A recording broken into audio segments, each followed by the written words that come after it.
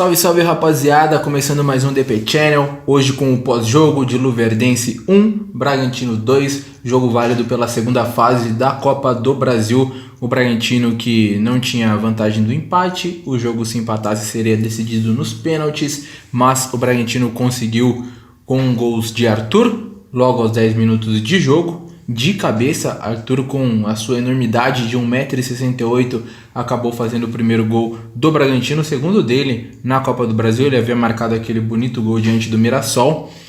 O Luverdense acabou empatando com o Isaac aos 32 minutos do primeiro tempo, em um lance polêmico, de um pênalti marcado pelo árbitro Paulo Roberto em cima do Fabrício Bruno.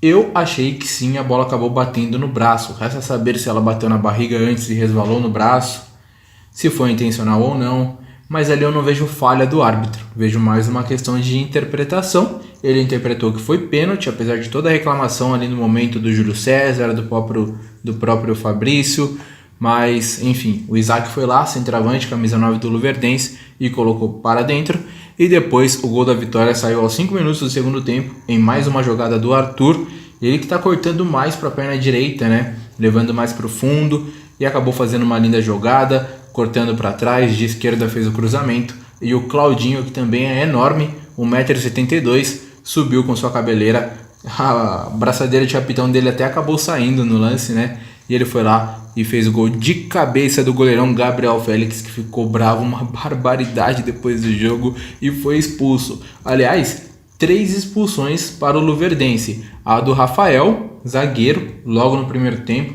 Aliás, eu vi o Rafael em 3 lances. No primeiro lance, ele logo deu uma sarrafada no Claudinho e levou cartão amarelo.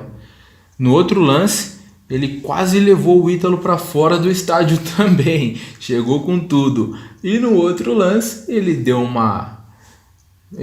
mata-leão no alto ali no Claudinho, né? Acabou chegando todo torto, tempo zero de bola, e acabou fazendo mais uma falta, levou o segundo cartão amarelo e foi expulso de campo. Além do Rafael, o Luciano também, que deu um carrinho por trás no Vitinho já no final do jogo, no segundo tempo, foi expulso. E o Gabriel Félix, que depois do jogo quase bateu no juizão da partida, foi lá, reclamou muito, aquele tete-a-tete, precisou a polícia com escudo até para conter o goleirão. O Júlio César foi lá também, abraçou ele, tirou ele de perto. Claudinho e Arthur tentaram conversar, mas foi expulso. 3 expulsões no total aí do Luverdense. É claro que aqui prejudicou mais foi a do Rafael, ainda no primeiro tempo, que o Luverdense jogou o jogo inteiro com 10 jogadores, né? O Bragantino com 1 a mais.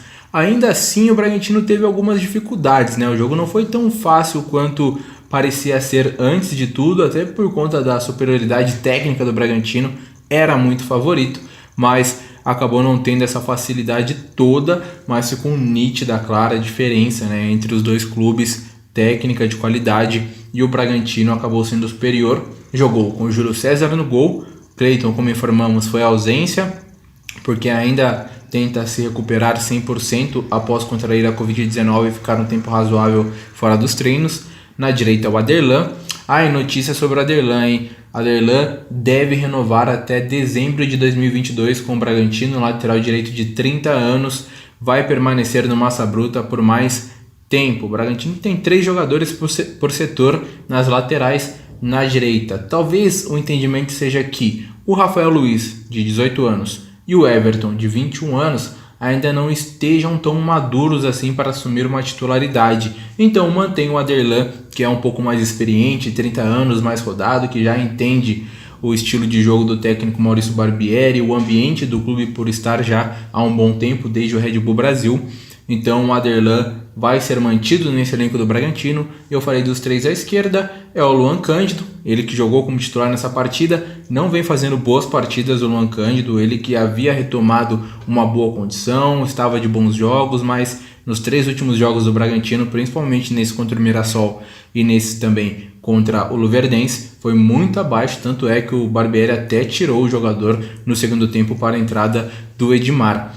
Na zaga jogou, e ainda tem o Everson, lateral esquerdo. Na zaga jogou Léo Ortiz e Fabrício Bruno. O Natan, relacionado pela primeira vez, ficou no banco de reservas. Não entrou sequer para jogar alguns minutos. Eu acho que o entendimento da comissão é de que ele ainda deve ter um entrosamento um pouco maior nos treinamentos, essa coisa de entender o processo, o estilo de jogo. Então o Nathan ainda não jogou. O meio-campo formado pelo Raul, primeiro volante, com aquela qualidade que a gente conhece. Lucas Evangelista, que hoje também parecia estar um pouco fora não digo fisicamente, né, mas não estava tão intenso como costumamos ver o Lucas Evangelista. Em seu lugar entrou o Ricardo Hiller, que quase fez um golaço no segundo tempo, né, uma jogada ali com o Claudinho, ele deu um corte seco no zagueiro e depois deu um bico mesmo, né, um dedo na bola. Fazia tempos que eu não via isso também, né, jogador chutando de bico. Claudinho, que fez gol, tomou cartão amarelo, fez o gol, acertou 2 bolas na trave, uma na primeira etapa, a bola na travessão, depois em uma falta ele acabou cobrando no canto do goleiro, surpreendeu o Gabriel, acertou a trave, na sequência o Ítalo não conseguiu fazer a finalização. No ataque jogou o Arthur pela direita, eu achei que ele foi o melhor da partida, jogou muito bem o Arthur, tá acertando alguns dribles, cortando mais para a direita, criando esse leque maior de opções também, porque às vezes ficava muito previsível o Arthur, tanto no seu posicionamento em campo, nesse jogo posicional que o Rodrigo Seixas já explicou aqui no canal, onde o Arthur fica mais fixado ali na ponta direita, mas agora parece que ele está um pouco mais móvel, chegando um pouco mais por dentro. Desde o jogo contra o Mirassol, acho que neste ano, né, nessa temporada, quer dizer, de 2021, desde que acabou o Campeonato Brasileiro, estou sentindo o Arthur mais solto em campo, isso tem feito bem para ele, e ele também está cortando mais, tanto para a esquerda quanto para a direita, tanto é que fez várias jogadas. Em uma delas deu o passe para o Claudinho e acabou fazendo o gol de cabeça também, o que é surpreendente.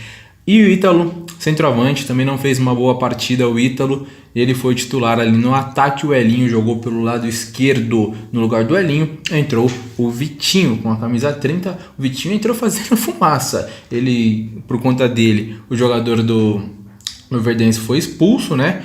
O Luciano. E também por conta do Vitinho saiu a falta que o Claudinho acabou colocando na trave. Ele estava fazendo uma fila ali, acabaram parando ele. Então esta é a ficha técnica do Bragantino. Eu até peguei esse copinho hoje para fazer o vídeo, que é de uma lembrança que eu tenho do jogo que eu fui fazer lá em Cuiabá, a 320 km de Lucas do Rio Verde, e no Mato Grosso também, pela 32ª rodada da Série B de 2019. Hoje quem está jogando lá no Cuiabá é o William Correia, também o Osman, o goleiro Walter, ex-Corinthians, e esse jogo foi legal. O Bragantino acabou perdendo, né? Mas de conhecer a Arena Pantanal e tudo mais, foi bem maneiro. Série B de 2019, Bragantino campeão, como vocês sabem, aquele time do Antônio Carlos Zago. Então eu trouxe rapidamente algumas informações aí da partida, ficha técnica e tudo isso. O Bragantino avança de fase na Copa do Brasil. Agora espera sorteio para saber o próximo adversário desta terceira fase. Só de chegar à terceira fase o Bragantino já garante mais R$1.700.000. Na primeira fase havia garantido R$990.000.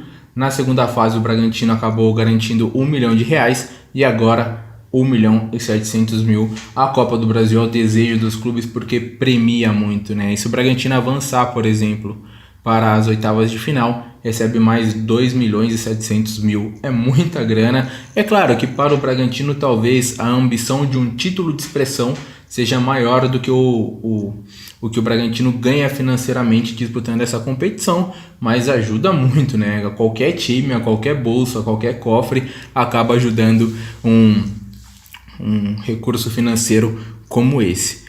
Bom, para falar um pouco mais do jogo, sobre o que foi aquela análise que a gente gosta bastante, meu parceiro meu parceiro Rodrigo Seixas vai chegar com aquele campinho dele que vocês estão gostando bastante para trazer as análises, os detalhes dessa partida entre Bragantino 2, Luverdense 1, lá no estádio Paço das Emas, em Lucas do Rio Verde. Chega mais, Rodrigo!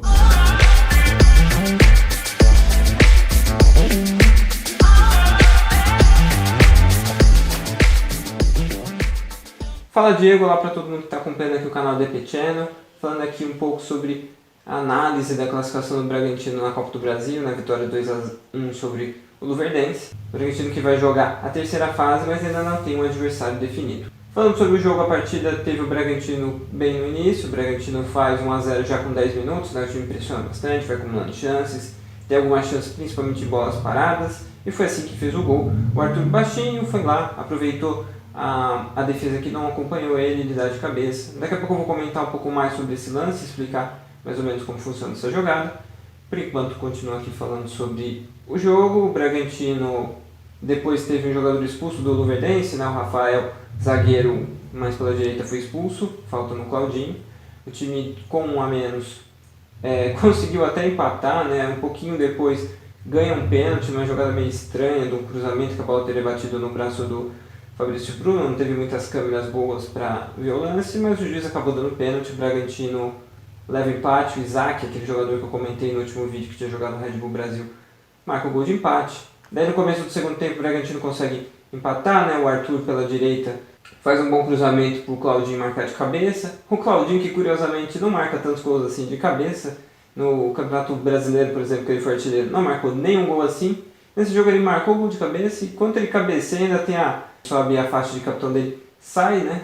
Ela acaba saindo enquanto ele faz o gol. E depois disso o Bragantino continua a ter posse de bola, mas é pouco ameaçado. O time do Luverdense, que já não tinha um bom contra-ataque no primeiro tempo, com um a menos tinha um contra-ataque um pouco pior até. O Bragantino jogou para não correr tantos riscos, né, nessa parte, então o Barbieri reclamou um pouco de algumas jogadas em que o Bragantino, como ele chegou a dizer, não fazia um jogo tão fácil, né, ele acabava complicando um pouco mais uma jogada quando não precisava. Isso incomodou um pouco o treinador. E o time também não conseguiu fazer o terceiro gol na tranquilidade para matar o jogo, porque naquela altura, por mais que não fosse ameaçado numa bobagem, algum erro individual, o Bragantino poderia ceder uma chance para o adversário e acabar tomando um gol de empate que levaria a decisão para os pênaltis, que era algo que não era necessário, né, para o nível dos times. Então o Bragantino poderia ter matado o jogo, mas não conseguiu. Teve até uma bola na trave no último lance, quando inclusive com o Luciano expulso, o Luverdense tinha 2 a menos, né? Tudo bem que não deu nem tempo deles sentirem esse jogador a menos, porque foi faltando já poucos minutos nos acréscimos, mas o Bragantino teve algumas poucas chances nesse tempo e não conseguiu matar, né? O Ítalo acho que não foi tão bem no jogo hoje. O Arthur foi, acho que um dos principais jogadores no ataque junto com o Claudinho, os dois com jogadas técnicas, acabaram criando. E o que complicou muito o jogo para o Bragantino, eu acho que foi o gramado. O Claudinho até reclamou do gramado. Perigo, Léo Campos. E o Arthur também reclamou na saída de campo. Então eu acho que isso foi um fator que complicou, tanto que o Bragantino, você pode acompanhar que as principais chances foram de bola parada e ataque rápido, né? O time acabou roubando a bola e atacando, né? Naquele esquema mais ataque, rouba e ataca, um pouco menos jogo posicional que eu comentei já alguns vídeos atrás, porque o campo não permitia e o jogo acabou sendo um pouco mais direto do que o Bragantino normalmente gosta de jogar. Então o segundo gol é de uma bola que tinha acabado de ser recuperada, daí o Evangelista abre para o Arthur, que acaba fazendo cruzamento. Então isso foi algo que o Bragantino sentiu um pouco. Acho que o time poderia ter finalizado melhor as jogadas e também ter tido mais trato com a bola, mas esse fato do gramado realmente complica e atrapalha um pouco o time. Agora eu vou usar aqui um pouco o campinho aqui para entender mais ou menos como foi a movimentação dos times em campo. Aqui tem a formação em que o Luverdense se defendeu e aqui o Bragantino na forma que ele atacou. Dá para ver aqui que o Luverdense se defendeu num 4-1-4-1, né? Quando tinha todos os jogadores, e o Claudinho ficava muito aqui nessa posição e ele atraía muito o 3, que era o Rafael, para cá, porque as linhas não ficavam tão juntas e o 10, aqui entre o 10 e o 3, ficava um espaço e nesse espaço tinha o Claudinho. E ele ficava arrastando o Rafael para vir fazer falta nele ou para abrir espaço para o Ítalo nas costas. Depois, quando ele foi expulso, o time do Luverdense perdeu um jogador e passou a recuar um pouco mais a segunda linha de 4 e segurou o Bragantino muito assim. Então o Claudinho acabou precisando mais do Elinho para jogar e para criar jogadas. Nessas tentativas o Bragantino criou boas chances, mas nada para fazer um gol. O gol acaba saindo, como eu já falei, numa roubada de bola mais no ataque. Vamos dar uma olhada no primeiro gol do Bragantino, no gol do 1-0. No lance, dá para ouvir até o técnico do Luverdense pedindo para o Abuda, né, o volante do Luverdense, tomar cuidado com o bloqueio, né, com a chegada do Bragantino na primeira trave. Abuda, atenção, bloqueio! E dá para ver muito bem aqui que tem o Abuda ali marcando, né, na primeira trave, e perto dele outro jogador do do Luverdense e o Arthur ali entre os dois. Na hora que o Aderlan parte para a bola, o Arthur sai correndo nessa primeira trave e nenhum dos dois marca, nem o 10, nem o Abuda marcam ele e ele entra sozinho, né? Ele que é baixo, né? Mas tem essa chegada na área livre, porque ele sai sem marcação, acaba cabeceando e marcando o gol. Detalhe aí do primeiro gol do Bragantino. Também isso, agora você ouve também o Maurício Barbieri falando sobre o jogo, tanto eu como o Diego perguntamos para ele depois do jogo. Ele comenta um pouco sobre o que ele viu da partida, agradeço a todo mundo que ouviu a análise e depois dela você ouve o Diego novamente. Maurício, a primeira pergunta é do Diego, da 102. Você notou que o time desempenhou o que treinou durante essas últimas semanas e em quais pontos você acha que o time precisa melhorar? Bom, boa noite, Diego, boa noite a todo mundo que está ouvindo. Primeiro eu queria desejar uma feliz Páscoa a todos, uma Páscoa em casa, cada um fazendo o seu isolamento e contribuindo aí para a gente melhorar esse quadro difícil que a gente está vivendo. Em relação ao jogo, sim, a gente tentou aplicar o que a gente treinou. Jogar aqui é sempre difícil, envolve uma condição de logística um pouco diferente, né? De viagem, de horas de viagem. A condição do campo também não é uma condição que favorecia o nosso jogo. Então a gente procurou fazer um jogo um pouco mais vertical, tentar dar mais volume. E eu acho que a gente fez isso bem. Tomamos um gol num lance isolado, que foi um pênalti. E depois eu acho que a equipe deles pouco criou. O que a gente poderia ter melhorado é aproveitar um pouco mais as oportunidades que a gente criou. Pergunta do Rodrigo, do Correio de Atibaia. Na análise dele, o problema do time no primeiro tempo foi a lentidão dos passes. Você acha que foi isso também, principalmente depois de fazer 1-0? Um pouco, talvez. Eu acho que sim, mas acho que a gente não pode desconsiderar a condição do campo não favorecia, né? A gente optou por fazer um jogo um pouco mais seguro, porque uma bola muito viva, eles estavam buscando o contra-ataque desde o início. Mas sem dúvida nenhuma, a partir do momento que a gente consegue acelerar um pouco mais, a gente desequilibra mais a defesa deles e é capaz de criar melhores oportunidades. Pergunta do Loredo, também a pergunta do Diego, se a ausência e essa indefinição de jogos prejudica o trabalho no dia a dia. Prejudica, a gente fica um pouco amarrado em relação ao planejamento, né? Não sabe o que vai acontecer daqui 4, 5 dias, não consegue estabelecer um cronograma mais regular entre, de repente, priorizar alguma coisa ou outra. A gente tem que fazer a manutenção do que a gente já tem e tentando aos pouquinhos fazer algumas coisas novas, mas sempre é uma situação mais difícil. O Rodrigo, a segunda pergunta dele, ele pergunta se às vezes em algumas jogadas faltou jogar um pouco mais simples pra gente. Difícil responder, eu cobrei isso deles, acho que eles entenderam bem, eu acho que um ou outro lance a gente podia ter simplificado um pouco as coisas, mas volto a dizer, no geral a equipe está de parabéns, sempre é muito difícil jogar aqui, tem histórico de desclassificação de times grandes aqui, então a equipe está de parabéns por ter feito um grande jogo e ter conseguido a classificação. Então tá aí, esse é o técnico Maurício Barbieri, né, falando, um salve também para o Rodrigo Seixas, nós participamos dessa entrevista coletiva, como o Rodrigo falou aí, do técnico Maurício Barbieri, e ele acabou respondendo algumas questões aí que fizemos a ele. Eu acho que deu para entender bastante, o Maurício é eloquente nas suas respostas, às vezes até sucinto, mas bastante objetivo, e ele acabou respondendo aí aos nossos questionamentos também no pós-jogo do DP Channel. Bom, rapaziada, deixa eu falar aqui, claro, da Farma Souza. A Farma Souza que tem uma amplitude, uma variedade de produtos, tanto na parte de remédios, aqueles remédios com preços promocionais acessíveis também, na parte de cosméticos e também de perfumaria. Se você não conhece a Farma Souza, não perde tempo, fica lá em Piracaia, eu vou deixar o número aqui, ó, é esse aqui, para você fazer aí o seu pedido pelo WhatsApp, aquele delivery legal, diz que entrega, porque vale a pena realmente. E você de Piracaia acaba ajudando também nesse momento de pandemia o comércio local, né, da cidade, o que é muito importante. E a gente sabe que na farmácia sempre tem tudo o que a gente precisa. Então ligue lá na Farma Souza. Um grande abraço ao meu parceiro Carlinhos e a todos de Piracaia que acompanham o canal. E inclusive, já deixo eu anunciar aqui a partir do próximo vídeo, o seu Luiz, meu parceiro, a Lojas Miroa, Lojas da Fanda, tem em Piracaia, tem aqui em Bragança Paulista, no Bragança Garden Shopping também, vai estar aí com a gente também, em breve novidades, em breve sorteios também de roupas da Fanda, da Miroa, aqui no nosso canal. Um grande abraço, seu Luiz, valeu pela confiança também, rapaziada de Piracaia, de Bragança Paulista e de toda a região. Tamo fechadão, espero que vocês tenham gostado de mais um vídeo aqui do DP Channel, hoje falando desse pós-jogo, né, do que foi Bragantino e Luverdense, o Bragantino avançando de fase na competição. Esse foi o pós-jogo do DP Channel. Se inscreve no nosso canal para você não perder nenhum vídeo, também ativa aquela notificação, porque quando sair o vídeo já vai chegar lá no seu celular. Se você não puder assistir na hora, você deixa lá a notificação, quando você puder assistir, você assiste. E também deixa aquele like que ajuda bastante a gente. Se você está assistindo no Facebook, também curte aí, compartilha com os amigos. Valeu pelo feedback também nos comentários, tamo junto, é nóis, esse foi mais um DP Channel.